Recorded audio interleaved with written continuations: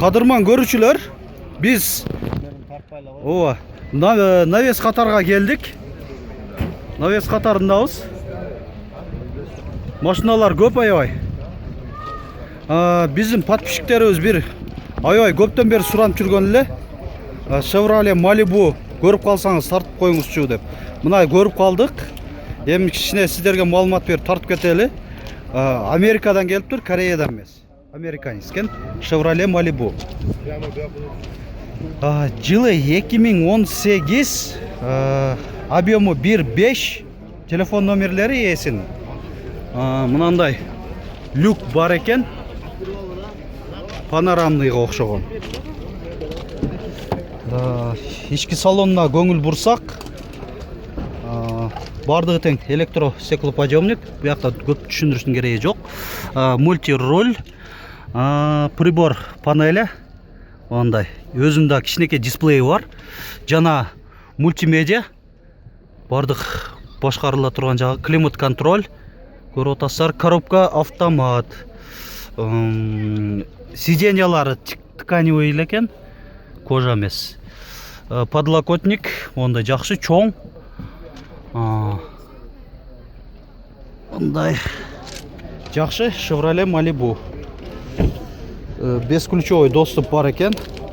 Ар бир эшикке.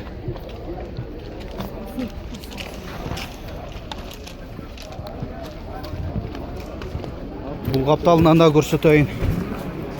Америкадан, Кореядан эмес. Пробеги 37 000 километр. Баасы $20 000 деп атат эц. Mercedes-Benz E-класс 211 кузовта. Комплектация Авангард. 2008, коробка автомат, телефон номерлери.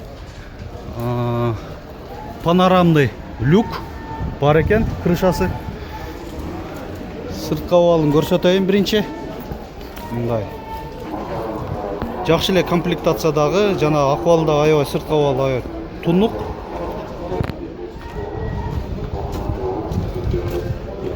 Ички салонуна көңүл буралы. Память сиденья 3 режимге. Кара кожа сиденьялар.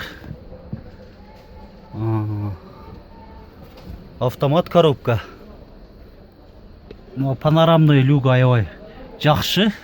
Шул өзүнө ачат. Кайсы машина болбот да болбосун.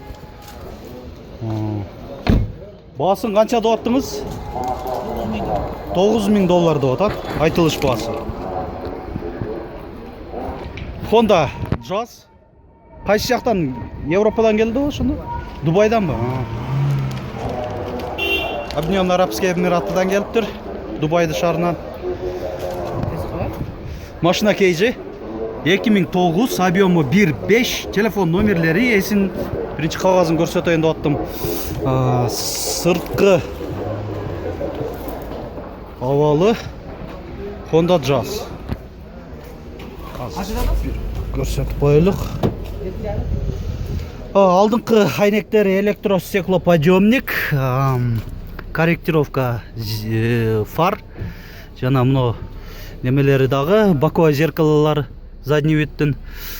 Булар жөн эле классический стилде, климат контролю, жөн эле буралгычтар. Мынандай жөнөкөй эле простой эле комплектацияда экен. Баасы канча деп атасыз? Буну $7,5 000 баасы.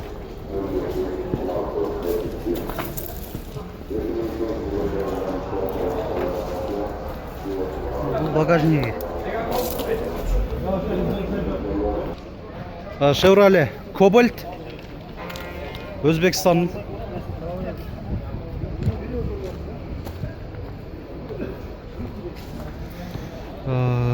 Бензин газ. 2013, объему 1.6, телефон номерлери. Сырткы жагы.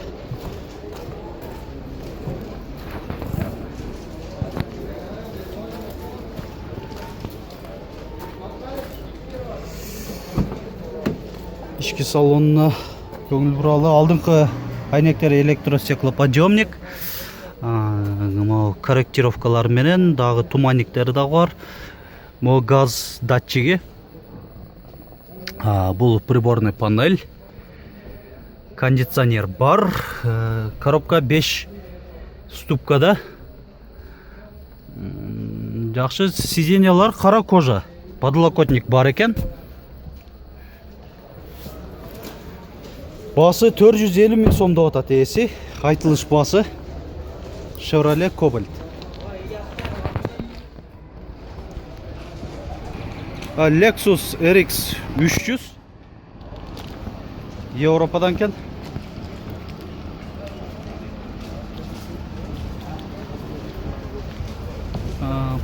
Полная комплектация деп жазып коюптур. 2002, объему 3, пробеги 117 миң километр.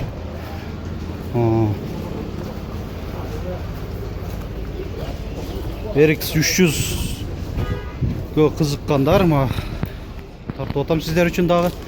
Багажниктери ачылып турат. Таза эле.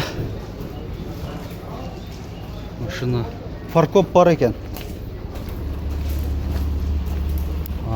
Ички салонуна кайрылсак, так. Жакшы эле. Анча протертость жок сиденьяларда. Машина жүдөп минилгендей эмес. Мында штатный монитор бар экен, Lexus'un өзүнүкү.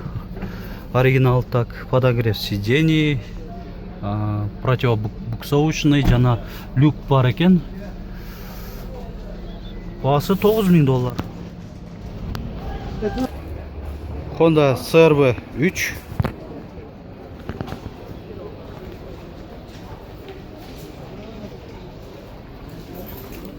Кыргызстан номери коюлган. 2008, объем 2.4, коробка автомат. Басы да жазылып турат, 11 миң доллар. Жабык болсо керек, эси жанында жок экен.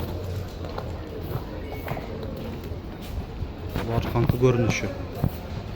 Мындай необычный машина, спортивный Lamborghini, Ferrari'ге окшошуп кеткен машиналардан. Ай-ай. Мындай чагылганга окшоп көрүнөт.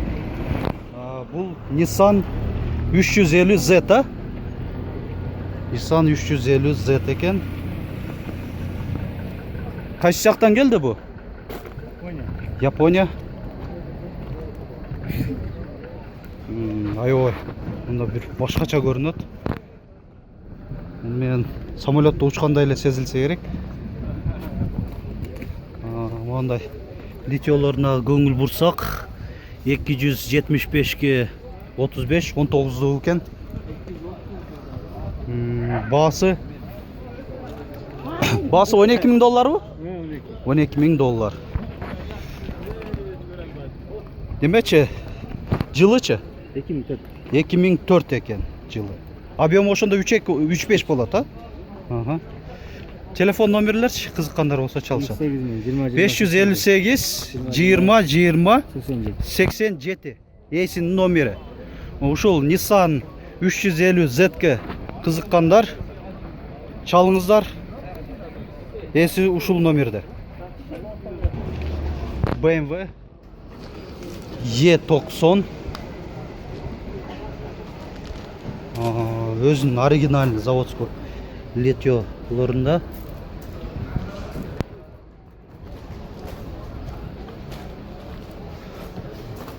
Жылы 2009, объему 2, коробка автомат. Люк бар экен.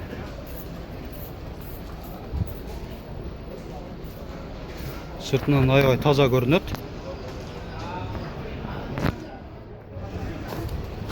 Ички салону көрөлүчү. Так. Кара кожа, электропакет, мультируль, приборный панельдери мындай классический стилде эле. Коробка автомат. Бул жакшы эле.